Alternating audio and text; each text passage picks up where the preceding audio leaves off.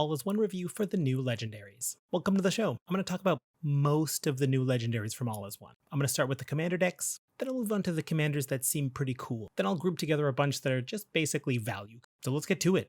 There's an infect deck, and the main commander is Ixhel, son of Atraxa. Toxic, by the way, is just sort of like, if this deals damage to a player, it puts that many poison counters down. Toxic 2, 2 poison counters. Also, they do normal damage as well. They don't not do damage. Creature combat is normal. That's a relief. The really interesting thing here is it's asking us to not go after a player, kill them with 10 poison counters, and then move on to the next player. It's implying that we're going to do 3 poison to everybody, and then just reap the rewards, as if we're not going to proliferate them all to death. The other commander for this deck is Vishgraz the Doomhive. Again, making a bunch of mites is very cool. Having the ability to generate your poison damage right from the command zone.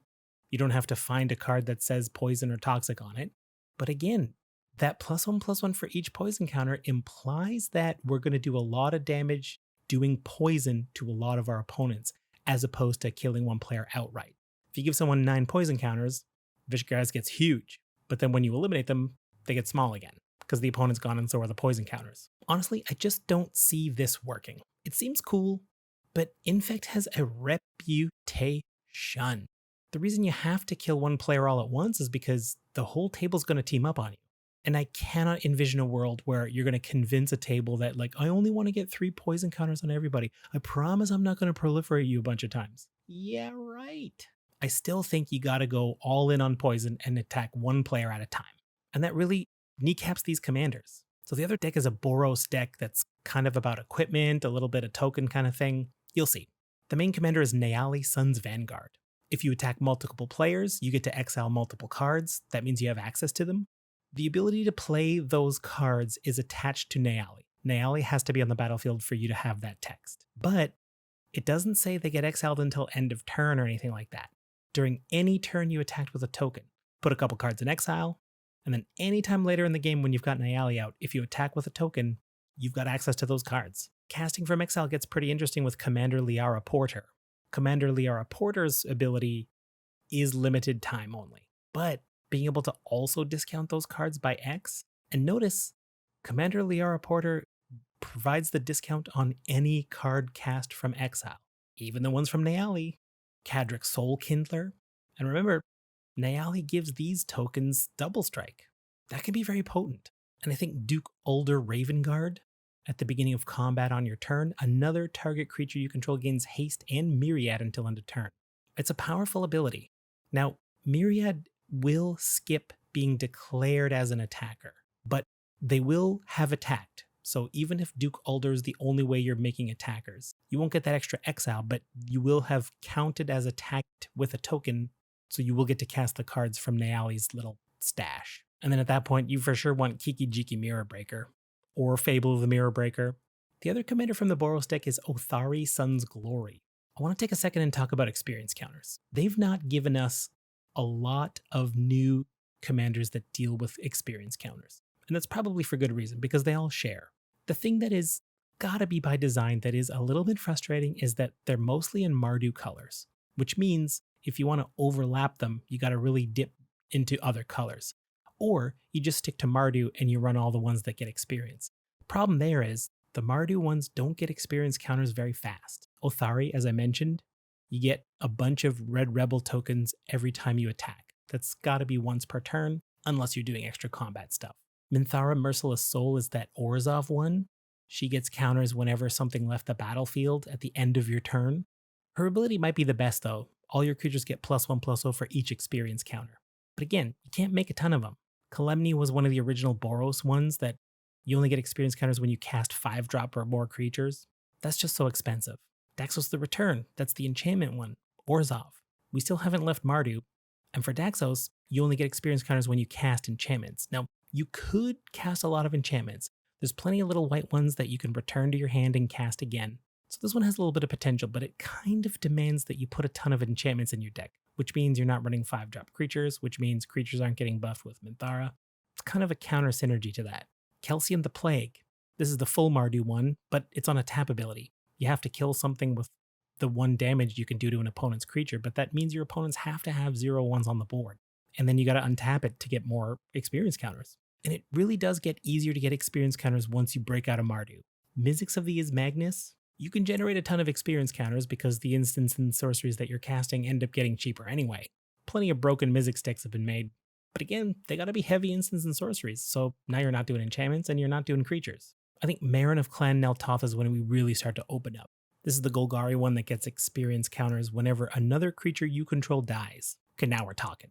We can make a bunch of tokens, sacrifice them all, get a ton of experience count. And I think easily the number one experience counter generating commander has to be Ezuri, Claw of Progress. Every time something with 2 power or less enters the battlefield, and if we're talking tokens, we can make them by the boatload. So it's really the Sultai colors that have the best experience counter generating abilities. Between Marin and Ezuri, we can make a ton of experience counters. And let's go back to Otharri Sun's Glory, the reason we're talking about experience counters in the first place.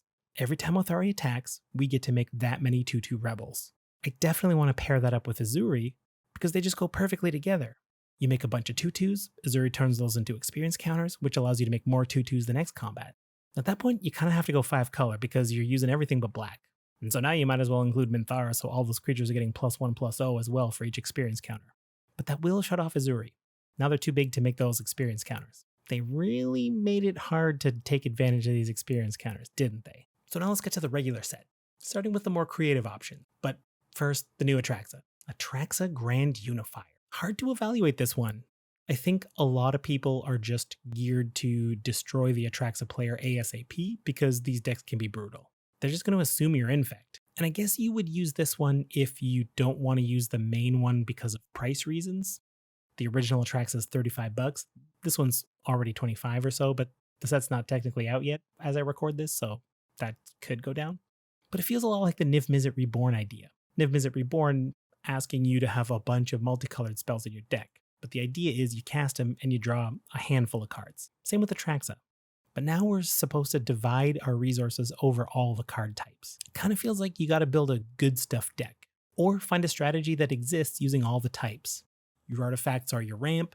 Your instants and sorceries could be removal and other utility things. Creatures for +1/+1 counters. Enchantments for more combat stuff. Whatever you're doing, finding a synergistic theme that uses many different types of cards, that seems pretty good. And let's just look at the reminder text here. Artifact, battle. Battle's a card type? What's a battle? I'm recording this Sunday night. We don't know what battles are yet. I'm not going to bother guessing.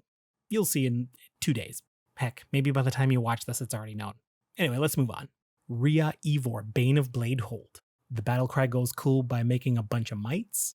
This is Orzhov Infect, which I've not seen before. That seems kind of cool. There's a bit of a tension though, because if I'm getting a huge creature through, maybe I've made a 10/10 unblockable or something, don't I also want to do 10 damage? Is that better than making 10 mites? Because I'll tell you, in the Orzhov colors, it is hard to get a bunch of mites through. Glaring Spotlight is the only card I could find that just straight up gives the whole team unblockable.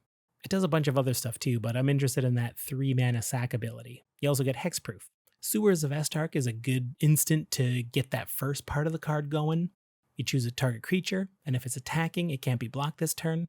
And then you turn that damage into mites. Again, if it doesn't make sense to do the actual damage. We got cards like Recommission, which is the 2-mana sorcery to get us to return the Glaring Spotlight from the graveyard to the battlefield so we can do it again on another player, make all of our mites unblockable. And we'll probably be able to do it with Behind the Scenes. This is a 3-mana enchantment that says creatures you control have Skulk. And in case you forgot what Skulk was, creatures can't be blocked by creatures with greater power. So as long as your commander, Rhea Ivor, doesn't attack, because we don't want that battle cry, all those 1/1 mites will stay 1/1. And then we just got to get 10 through, and that should be fine. But if they're another token deck, then they will have Chump Blocker. It's tough. Here's another fun one. Graaz Unstoppable Juggernaut. This is probably a bit of a meme deck, but it sounds fun. You throw in cards like Shrine of Loyal Legions. It's that 2-mana artifact where you cast white spells to put counters on, but also during your upkeep, I don't know, you'll need a Proliferate or something, but when you sack it, you make a bunch of 1/1 colorless mirror artifact creature tokens. Those all become Juggernauts. Basically, you're looking for a whole bunch of ways to go wide and make them into 5/3s. But they don't lose abilities. They just become 5/3 Juggernauts. So if we can make a ton of birds, they become flying Juggernauts. I guess we'd have to go Thopters for the colorless angle. It's worth considering. Now we've got Kemba Kha Enduring. I'm not super excited to pay 5 to make a token, but whenever a cat enters the battlefield, I can attach an equipment for free. So it's kind of like that 5 mana made a token and got a free equip out of it. There's a ton of potential here. Helm of the Host is a piece of equipment that I'm always the most excited to equip on things. And I started looking through all the cats. What are some cats that would really break a Helm of the Host? Which cats give us a sick amount of value? I think Balan Wandering Knight is a pretty neat one. We can pay 1 and a white to attach all of our equipment to Balan, which will definitely meet their double strike condition to have 2 or more equipment attached to it. And if we can make token copies through the helm with this thing, we can wait to use that ability to see which one, if any, get through. Oh, you're not blocking this one? Cool, I'll attach all my equipment to that one, which will certainly include some trample, so you can't just chump Balan. Maybe a Brimaz, King of Oreskos. Every time we're attacking, we're putting 1/1 white cat soldier tokens with vigilance onto the battlefield and attacking. And those cats that pop out, we do get to attach equipment to them. And they're already attacking, so that's pretty neat. Regal Caracal, that's the 5 mana 3/3 cat. First of all, it's an anthem for all your other cats. +1/+1 and lifelink. And when this enters, you make 2 little cat creature tokens with lifelink. There's more equips. Helm of the Host this thing. Now we're getting extra cats every turn. It's good. This is Kethek Crucible Goliath. It's sort of Cascade, but what I love about this is that we have to hit a smaller non-legendary creature card. That means we can brew up a deck that under the right conditions, we only have 1 eligible non-legendary creature that we can hit. We can guarantee it. I haven't gone real deep and looked for the perfect creature to tutor into, but I think Torgar plays a part. Torgar Famine Incarnate costs 8 on the front, but as long as we're sacrificing creatures, it costs 2 less. We can potentially cast Torgar for black. I like being able to half a player's starting life total. That's a pretty good ETB, but mainly I'm interested in being able to cast this for 2 even though it's an 8. That means with Kethek's ability, we can sacrifice Torgar to find a 7-drop creature. And again, as long as we only put in 1 non-legendary, we can guarantee what we hit. Best I got so far is Pitiless Plunderer. Sick combo enabler. Treasures every time something dies? Yes. So I guess you're doing a combo deck then. I'm kind of intrigued by Malcator Purity Overseer. Seems really easy to do. There's tons of tokens available. I think I'd like to lean into artifact tokens. Thopters, servos. We got cards like Efficient Construction, 4 mana enchantment, and now every time we're casting artifact spells, we're making a Thopter. Sharding Sphinx. Every time we're doing combat damage, we're making more Thopters. Master Thopterist, create your Thopters by casting artifacts. Now we're making lots of Golem tokens. So how about Precursor Golem? For our 5 mana, we get this 3/3 plus 2 more 3/3 Golems. And it gives all of the Golems that ability, that Zada thing. Whenever anyone targets one of our Golems, it automatically targets all of them. So let's make sure we want to use that. Cards that help them phase out to get saved from removal. Cards that pump the whole team. A lot of cool ways to go with this. Okay, let's talk Okiva Enigma Goliath. You know I'm a sucker for an Is It deck. And this thing's asking us to cast a bunch of X spells. Because the bigger the casting cost, the more goblins with haste we get. Fantastic. 7 mana is hefty, but I'm willing to work for it. And I do think that double ward is very intriguing. I don't think we've seen that before. They have to pay 3 mana and 3 life. The 3 life is less valuable in Commander, but we'll make it important. Don't forget, we're making a ton of goblins every time we cast a spell. Let's talk Vneser Corpse Puppet. There's a combo here, and I've only half figured it out. Every time we proliferate, we get to make a creature token. It's an artifact. The clutch is we can't have it on the battlefield for it to work. That's where Throne of Geth comes in. We get to sacrifice an artifact to proliferate. So obviously, we're going to sacrifice the golem that Vneser made. Then we're going to proliferate. Then we're going to make another golem because that golem is no longer here. Throw in Filigree Filigree Sages. They are not a place you do theater. 4 mana artifact creature, 2/3, but we can pay 3 to untap target artifact. Consider stuff like Everflowing Chalice. If we put enough proliferatable artifacts in here that generate mana, then we just got to generate 6 mana. It seems like a lot, but if we can get 6, we can use the Sages twice. Once to untap the throne, and once to untap this mana artifact that's given us a ton of mana. Maybe Empowered Auto Generator. That's the 4 mana one that comes into play tapped, but every time you put a charge counter on it, you add X mana, where X is the number of charge counters, and this can be mana of any color. This is how we're going to get our blue. This thing proliferates itself, but we also can proliferate it faster. So there's our infinity.